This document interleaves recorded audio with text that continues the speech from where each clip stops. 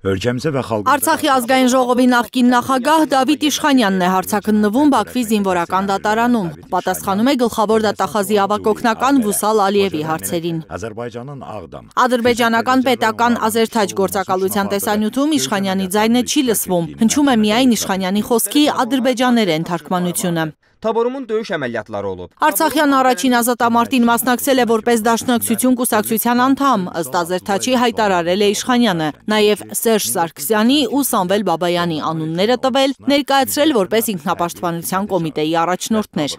Մենք չպետք է թույլ տանք Հայաստանը մեզանից հեռանա։ Այս ասուլիսից են ադրբեջանցի դատախազի հաջորդ հարցերը։ Անընդունելի է։ 2023 օգոստոսի 30-ին Դավիթ Իշխանյանը հայտարարել է, որ դիմել է Ռուսաստանի, Իրանի, Ֆրանսիայի, Միացյալ Նահանգների եւ եվրոպական երկրների խորհրդարանների նախագահներին կոչ անելով ճնշում գործադրել Ադրբեջանի վրա։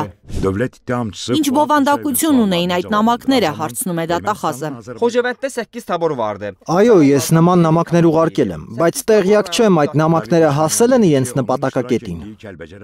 Իրենց արցախցիների նպատակը Արցախի միավորումն էր Հայաստանին, ըստ ադրբեջանական լրատվամիջոցի այսպիսի հայտարարություն է արել Իշխանյանը։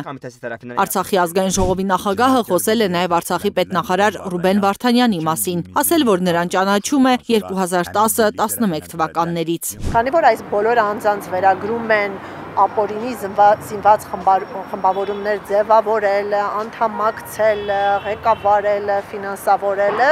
այստեղ խմբի անդամների մեջ հատուկ կապեր հարաբերություններ ցուցադրելու անհրաժեշտություն կա։ Սա ընդհանրապես միտված է շինծու քրեական գործի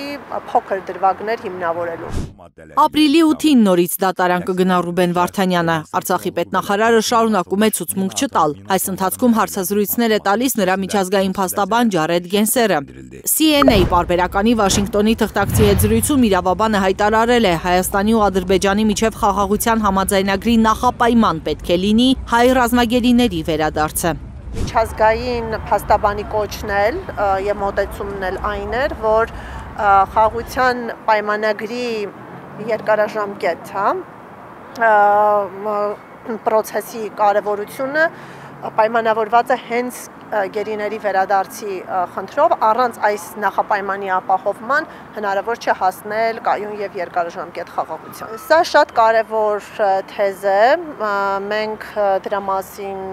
խոսել ենք եւ կարծում եմ Հայաստանի ողջ իրավապաշտպան դաշտն էլ կիսում է այն մոտեցումը, որ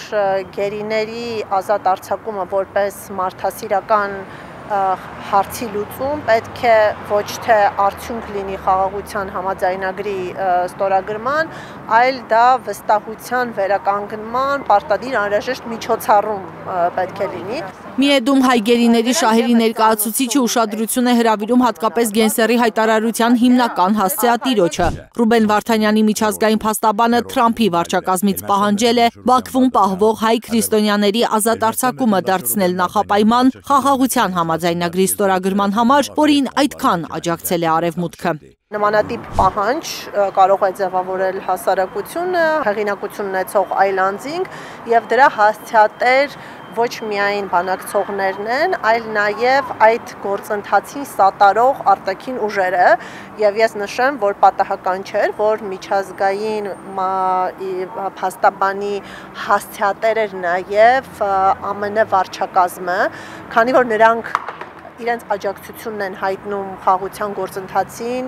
Իդեպ Գենսերը իր հարցազրույցում պատմել է, որ Վարդանյանին հայ առաքելական եկեղեցու հետևորդին ադրբեջանական բանտում չի թույլատրվել աստվածաշունչ ունենալ։ Փաստաբանի համոզմամբ սա միայն ամրապնդում է համոզմունքը, որ Վարդանյանի ու Լեռնային Ղարաբաղի ռազմաքաղաքական ղեկավարության նկատմամբ հալածանքը նաև նրանց քրիստոնյա լինելու պատճառով է։ Լիլիթ Խալաթյան, Հենրիկ Համազասպյան, Հայլուր։